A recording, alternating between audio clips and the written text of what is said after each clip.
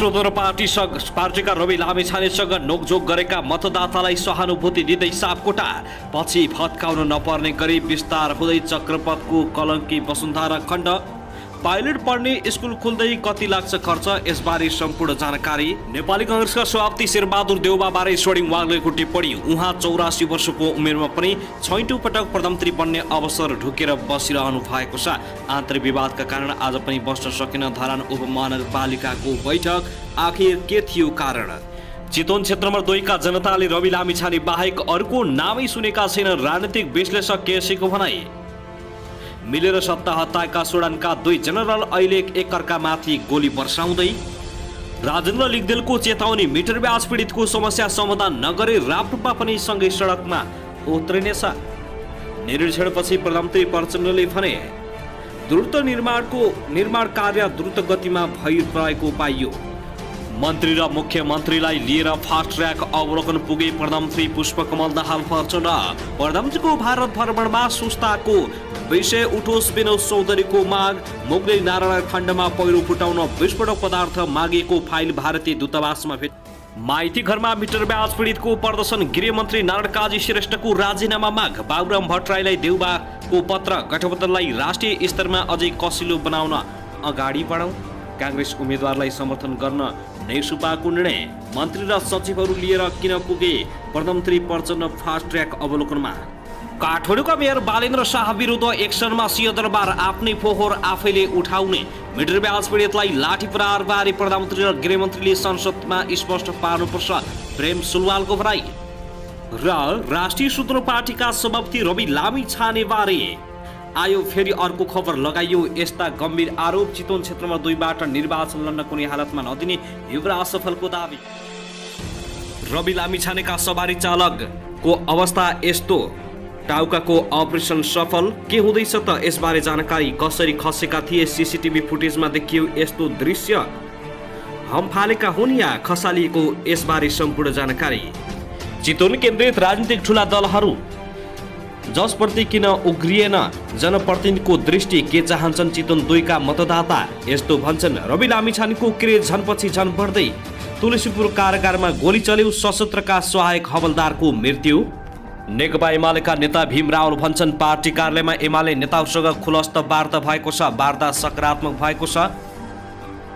सरकारी विद्यालयमा गुणस्तर बढाउने भन्दै निजी विद्यालयका गाडी गाउँ प्रवेश गर्न निषेध। दोस्रो वर्षमा पञ्चमृत नयाँ श्रृङ्खलामा बर्दिवासका विद्यार्थीका प्रधानाध्यापक। रौतहट गोलीकाण्ड, प्रहरीको नियन्त्रणमा 16 जना। पर्वतमा 1 हप्तामा 16 ठाउँमा आग लागि, धुवाले धुम्म भयो आकाश। विराटनगरमा सुर्ते जन्य पदार्थको सेवन र बिक्री वितरणमा निषेध कडाई। कतारी राजकुमारी अल्थानीले गरिन् अन्नपूर्ण हिमालको आरोहण।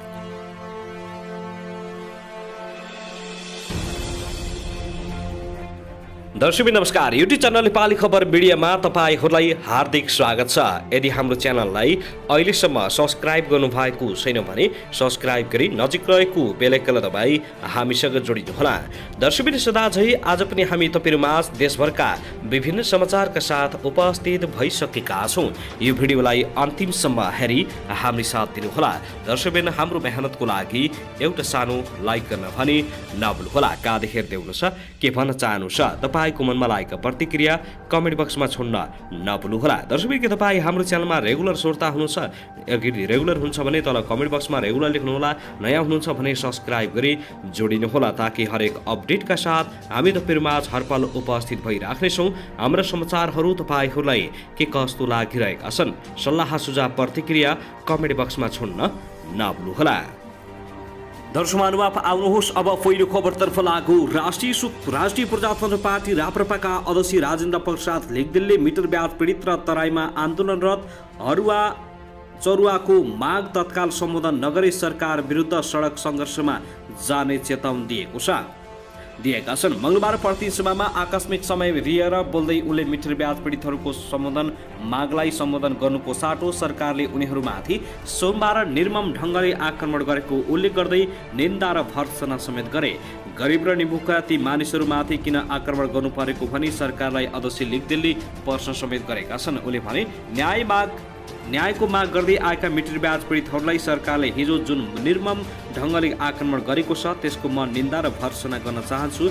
यति बेला ती निमुखा मानिसहरूमाथि आक्रमण भएको छ।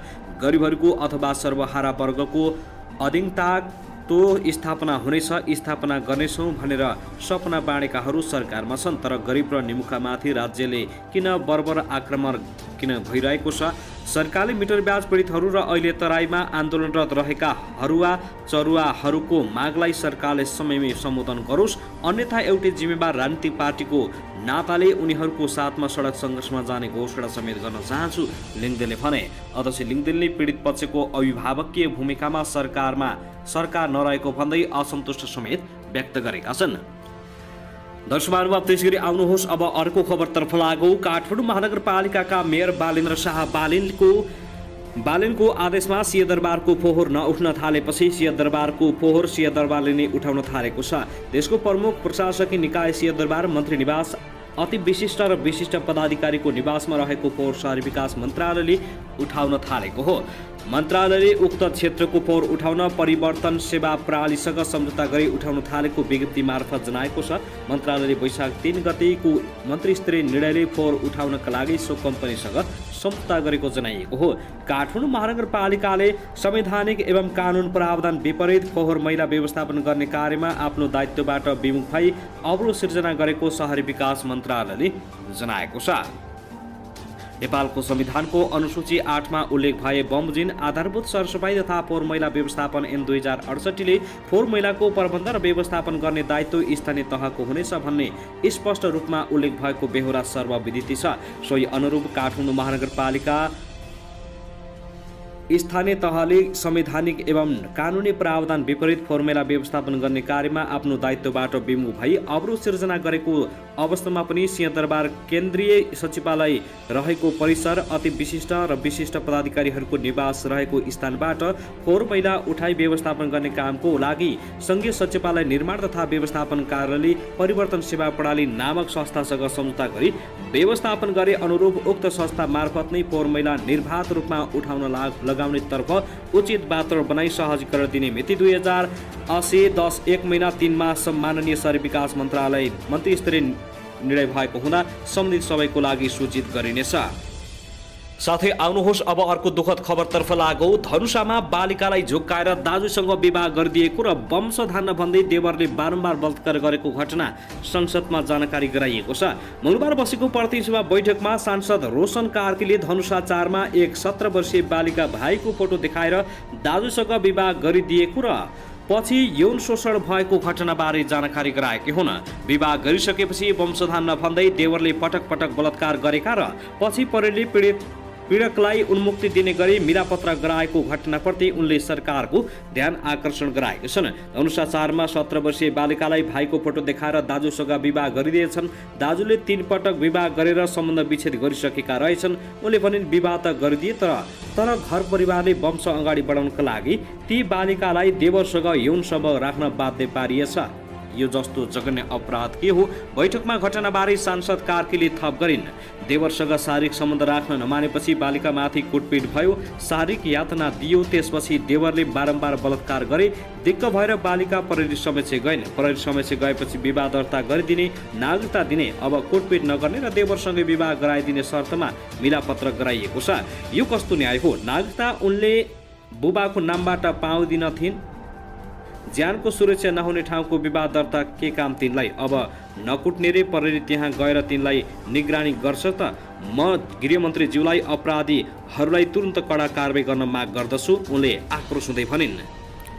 त्यसैगरी आउनुहोस् अब अर्को खबरतर्फ लागौँ। प्रधानमन्त्री पुष्पकमल दाहाल प्रचण्डले काठमाडौँ निजगढ द्रुत मार्गको निर्माण कार्य द्रुत गतिले अगाडि बढिरहेको बताएका छन्। काठमाडौँ निजगढ द्रुत मार्गको निरीक्षणपछि सञ्चारकर्मीसँगको कुराकानीमा प्रधानमन्त्री प्रचण्डले काम राम्रै भएको महसुस भएको बताए। उनले भने हामी निरीक्षणमा आएका छौँ, प्रत्यक्ष हेर्दा काम राम्रै भएको महसुस गर्यौँ।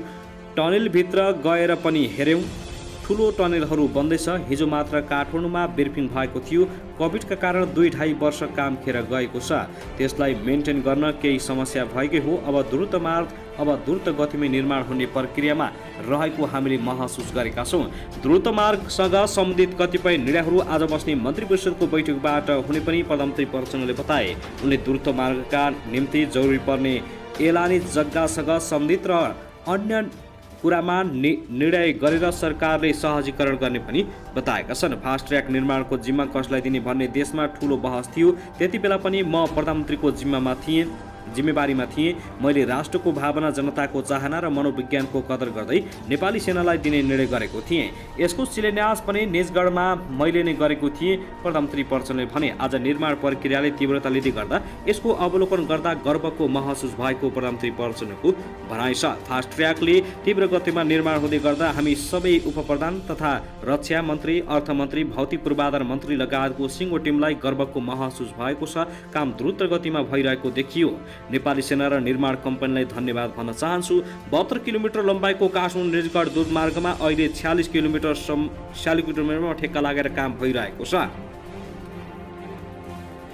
दर्शक महानुभाव, त्यसगरी राष्ट्रिय जनमोर्चाका अध्यक्ष तथा सांसद चित्रबहादुर केसीले बाटोलाई आधार बनाएर जग्गाको मूल्याङ्कन गर्ने नीति पुरा नवकलन गर्नुपर्ने बताएका छन्। मङ्गलबार प्रतिनिधि सभा बैठकको आकस्मिक समयमा बोल्दै सांसद केसीले बाटोलाई आधार बनाएर जग्गाको मूल्याङ्कन गर्दा जनता राजस्व तिर्न नसक्ने अवस्थामा पुगेको बताएका हुन्। सरकारले यो नीति पुनरावलोकन गर्न पनि केसीले माग गरेका छन्। सांसद केसीले सुकुम्बासी र अव्यवस्थित बसोबासीका लागि 10 वर्षसम्म जग्गा बिक्री गर्न नपाउने प्रावधान पनि हटाउनु पर्ने बताए।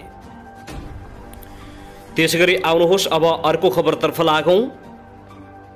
सत्ता गठबन्धन बीच संघीय संसदको विषयगत समितिमा प्रमुख प्रतिपक्षी दल नेकपा एमालेलाई पनि समेटेर जाने सहमति भएको छ। प्रधानमन्त्रीको सरकारी निवास बालुवाटारमा हिजो सोमबार साँझ बसेको सत्ता गठबन्धनको बैठकमा प्रधानमन्त्री पुष्पकमल दाहाल प्रचण्डले नेकपा एमालेलाई 3वटा संसदीय समितिको नेतृत्व दिने प्रस्ताव राखेका थिए। एकीकृत समाजवादीका उपाध्यक्ष राजेन्द्र पाण्डेका अनुसार प्रधानमन्त्रीको प्रस्तावमा कांग्रेस, माओवादी, एकीकृत समाजवादी, जसपा र लोसपाले सहमति जनाएका छन्। सोमबार बिहान बालकोटमा प्रधानमन्त्री प्रचण्ड, सभामुख देवराज घिमिरे, कांग्रेस सभापति देउबा र एमाले अध्यक्ष केपी शर्मा ओलीबीच छलफल भएको थियो। संसदीय मोर्चामा एमाले मिलेर जाने ढङ्गले प्रस्तुत भएको भन्दै प्रधानमन्त्री प्रचण्डले बैठकमा ब्रिफिङ गरेका थिए। संसदीय समितिको नेतृत्वका लागि एमालेसँग सहमति जुटेपछि सत्ता गठबन्धनमा भागवण्डा गर्ने प्रधानमन्त्री प्रचण्डको तयारी छ। संघीय संसदमा संघीय सुनवाई समिति, राज्य व्यवस्था तथा सुशासन समिति, सार्वजनिक लेखा समिति र विकास तथा प्रविधि समिति र शिक्षा तथा स्वास्थ्य समिति, अर्थ समिति, अन्तर्राष्ट्रिय सम्बन्ध समिति, उद्योग तथा वाणिज्य र श्रम तथा उपभोक्ता हित समिति, कानुन न्याय तथा मानव अधिकार समिति, कृषि सहकारी तथा प्राकृतिक स्रोत समिति र महिला तथा सामाजिक समिति रहेका छन्।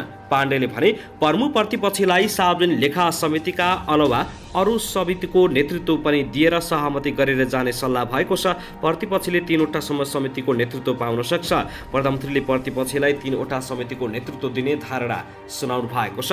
नेकपा एमालेले संसदीय सुनवाई समिति र लेखा समितिमा मुख्य दावी गरेको पाइएको छ। नेपाली कांग्रेसले 4, माओवादी केन्द्र, राष्ट्रिय स्वतन्त्र पार्टी, राष्ट्रिय प्रजातन्त्र पार्टी, जसपा, एकीकृत समाजवादीले 1-1 संसदीय समितिको नेतृत्व पाउनेछ भने उनले भने संसदीय समितिको भागवण्डा भए पनि कुन समितिको नेतृत्व कसले पाउने भन्ने धेरै छलफल भएन।